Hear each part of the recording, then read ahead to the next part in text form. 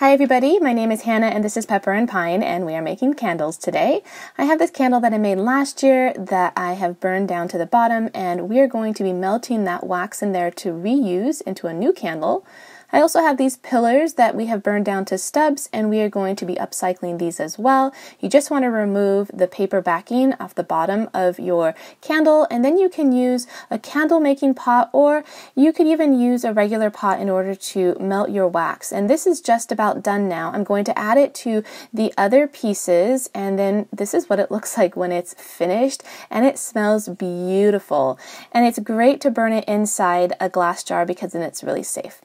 Alright, so we're going to work on a different candle making project today and I've got my children who are cutting the wicks just using some cotton twine and this is the mold that we're going to use. This is by Melting Pots and it's a very durable silicone mold and it turned out beautiful. This is the arabesque design and I am linking that down below so that you can check it out.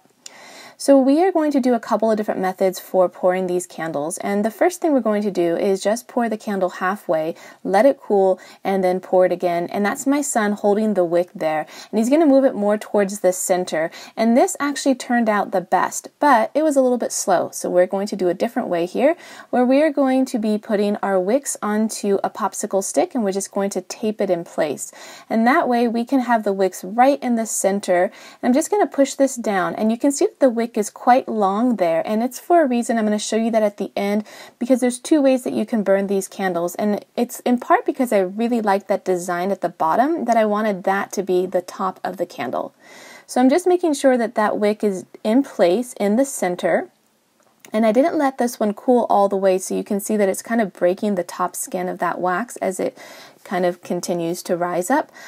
And you just want to make sure that you don't overfill this. And I'm going to show you what happens when you do. So there's that one that's nearly set, but it is still soft, so don't pop it out quite yet. And now we're going to go ahead and refill the rest of those that we had filled halfway, and you can see that we filled it too much, and it is touching the tape and the popsicle stick, and that's going to create a problem when we want to pop them out and burn them. That's my son popping it out right now. It takes just a little bit of effort and later he finds a little trick on how to get them out better. Look at the bottom of that. It's beautiful. He's just going to untape that popsicle stick from the wick and we didn't overfill this one so it looks beautiful. The wick is a little bit off center but that's okay and look at the back. It's really gorgeous. So he's going to pop out another one here. This is the first one that we made and I really like this one the best and that back design is really beautiful. I really wanted that to be the front design so I'm going to show you what I'm going to do in just a few minutes. I also want to point out that we have upcycled this candle wax from a huge 3-wick pillar candle and because this is the very end of the wax, we've already made a lot of projects with this leftover wax. You're going to see some of the bits of wick and other little black little bits at the bottom of the candle which isn't going to be very sightly. You could filter out your wax first if you wanted to but we didn't. So you can see just a little bit here and there and you can see that wick at the bottom.